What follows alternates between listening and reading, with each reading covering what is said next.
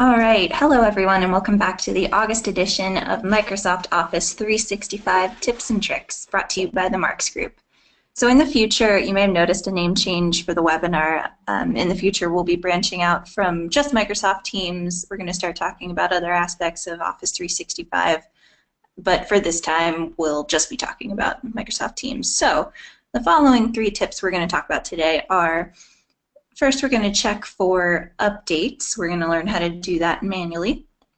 Next, we're going to take a tour of the team of the meeting interface for Microsoft Teams.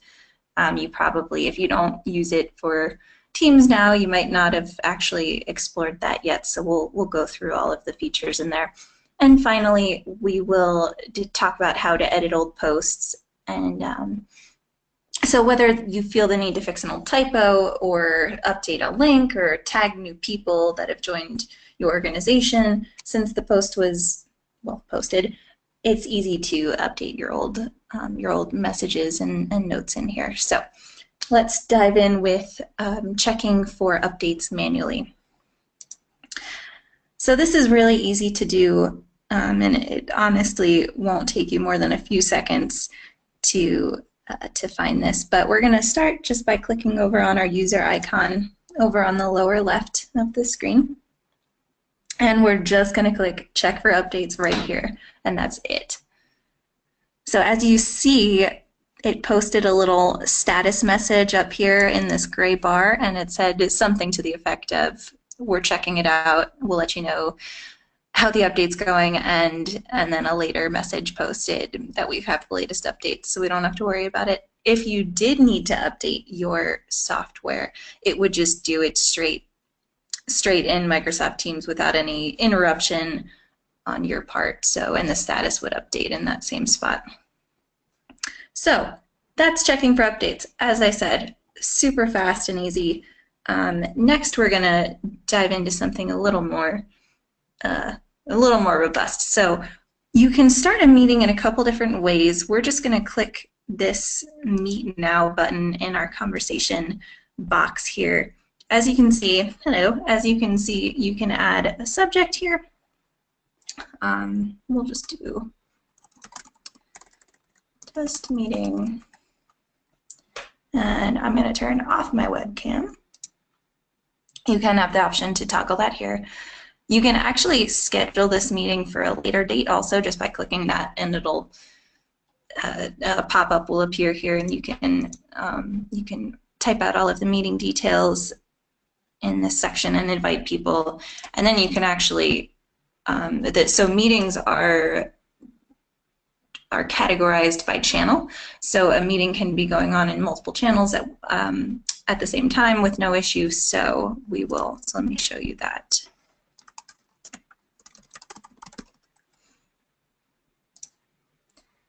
So I'm going to say Meet Now. It's going to open a separate.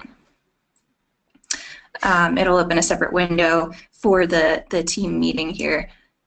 Oh, sorry, no, it didn't. I just opened it straight in here. So I think we can.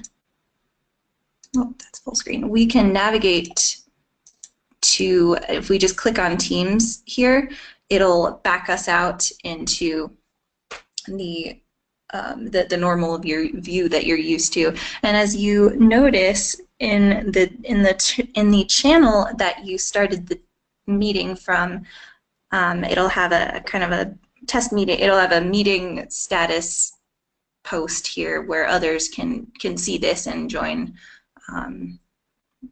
If you scheduled a meeting and only specific people were supposed to be there, this would not show up for everybody. So let's go back to, and if you notice, the meeting window is actually minimized up in this little section here. So let's click back into there, and it'll enlarge it again. So we've got a couple of different buttons down here. This one just toggles your webcam, and I will warn you, if you do toggle this, the image takes up the entire screen. So it's a little startling at first if you're not expecting it, so just be warned. So you can toggle this on or off.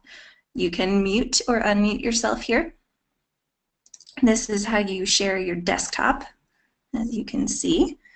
So if you, sorry, I just gotta scoot that. So if you see, there's a little thumbnail here that's stuck on top of other windows. So no matter where I navigate to, it will, this screen will stay on top. So I'll just scoot over to here, and as you can see, this thumbnail stayed on top of all other windows. So we can just click back in here to go back to our meeting window.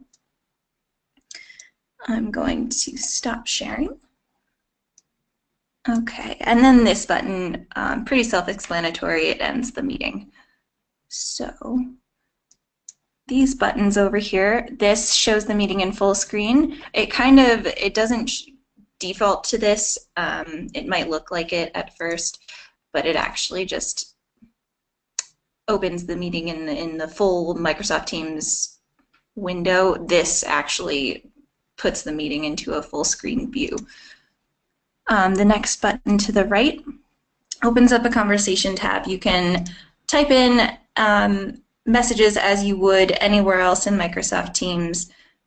You can see that the compose box is all here, and all of your editing capabilities are also here as well. So we'll just type in a test message. As I mentioned, you can format this however you want. We can actually edit, delete, and bookmark and save this message even though it's just in a meeting. So that's pretty neat. So to close this, we just click on that symbol, this show conversation button again.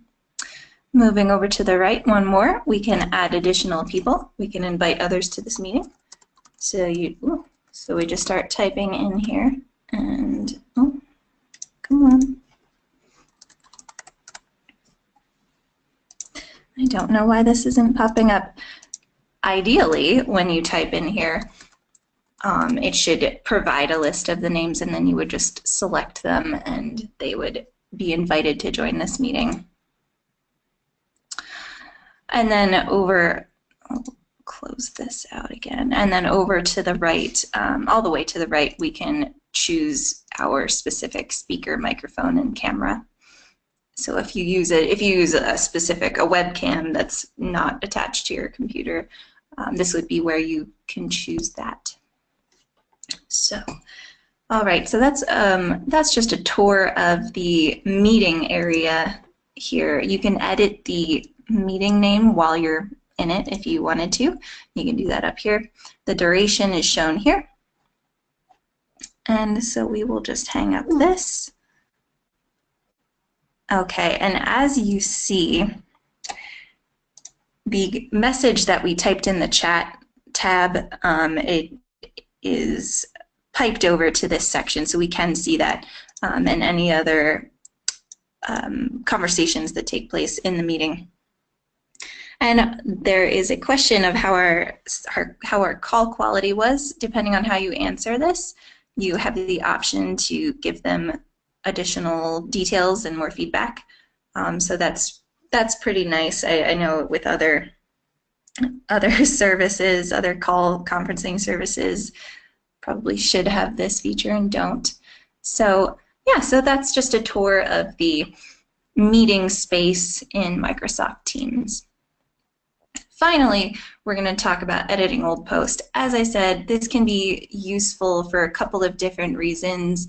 Maybe the people on your team have changed and you need to let a new person know about an old post. Maybe you need to update a URL or attach a document or whatever it is. It's really easy to go back and edit old posts. So find the channel you need to go into and the tab. Find your message, and then all you need to do is hover over it and select, as long as it's your message, you need to hover over and then click this More Options button, the 3 circles next to each other, and then you just need to click Edit this message. You're provided with the full compose box again, so whatever you need to do, it's possible to do here. It doesn't limit you when editing an old post. So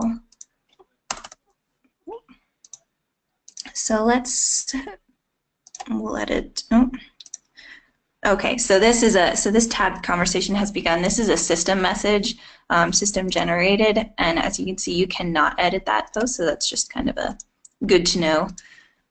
All right, so let's edit this. We will, I don't know, so enter, I keep doing that. Enter submits the message, just so you know, to shift spell. We'll do this. Okay. All right, so now we can enter without submitting the message. Okay, so we'll just add more text here and then send. So as you can see, I just wanted to point out that even though you can make edits and it does let you know if the post has been edited or not, it does not show version history at this time, and it does not show what's been updated. So even though I added this 1, 2, 3, 4 at the bottom here, you wouldn't know that this was not part of the original message. So if it's important to you to inform others of what the edit actually is, you might want to just say edited 8/29, something like that. So that would work. And I think, okay, yeah, so if you hover over the word edited, it'll actually show you the modified date and timestamp if you needed it. So that's one way how you could check when, so this was edited, I guess this was just edited today, but that's just one way to check to see when the post was edited. So I hope this webinar was useful for you guys, and if you have any questions about anything you saw here, please contact me at megan@marksgroup.net or visit us at marksgroup.net. All right, have a great rest of your month, and I will see you guys next time. And remember, next time we're going to be talking about Microsoft Office 365, not just Microsoft Teams, so tune in for that. All right, have a good one. Bye.